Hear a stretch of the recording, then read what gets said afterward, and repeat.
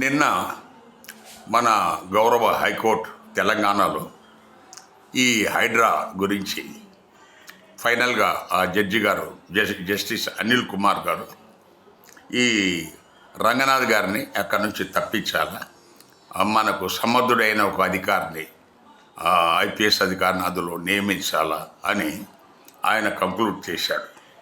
So ఇతను రంగనాథ్ అతను ఇచ్చిన అఫిడవిట్ అందులో అపాలజీ కూడా ఏమన్నా తప్పు జరిగి ఉంటే క్షమించండి పెట్టిందని కూడా ఆయన స్వీకరించడానికి నిరాకరించాడు. సో ఆయన చెప్పేది ఏంటంటే జడ్జి గారు 68 మన కంటెంప్ట్ కేసెస్ హైడ్రా గురించి అగెనిస్ట్ రంగనాథ్ ఉన్నాయి. సో ఎవరేశారు ఇవి? పేదల పెద్దల? పేదలైతే కాదు, పేదలకు అంత శక్తి లేదు. సో పెద్దలే. సో పెద్దలు దీని మీద మనకు హైడ్రా వర్షను ఒక్కొక్క కేసు మీద 68 కేసుల మీద వాస్తవికత ఏంటి, ఎవరిది తప్పు అనేది దాన్ని ఎగ్జామిన్ చేస్తే కదా తెలిసేది. వాళ్ళు అతనికి మీరు ఒకవైపు ఏమంటున్నారు, ఒక కంప్లైంట్ ఇచ్చినా ఒక ఇదైనా వెంటనే అతను దోషి కాదు అంటున్నారు. మరి ఆల్రెడీ ఈ 68 కేసులలో రంగనాథ్ను దోషి కింద హైకోర్టు తేల్చినట్టుగా మాటికి ఇతను తప్పు చేస్తున్నాడు, దొంగలాగా అంటున్నాడు. తర్వాత రెండవది వచ్చేసి అతను ఏదైతే ఈ శాంత కన్స్ట్రక్షన్స్ వల్ల అయితే ఉందో అతను వర్షను ఈ ల్యాండ్ చూపించిన సర్వే నంబరు, వాళ్ళు యాక్చువల్గా ఉన్న సర్వే నంబరు 3 కిలోమీటర్లు దానికి దీనికి డిస్టెన్స్లో ఉంది.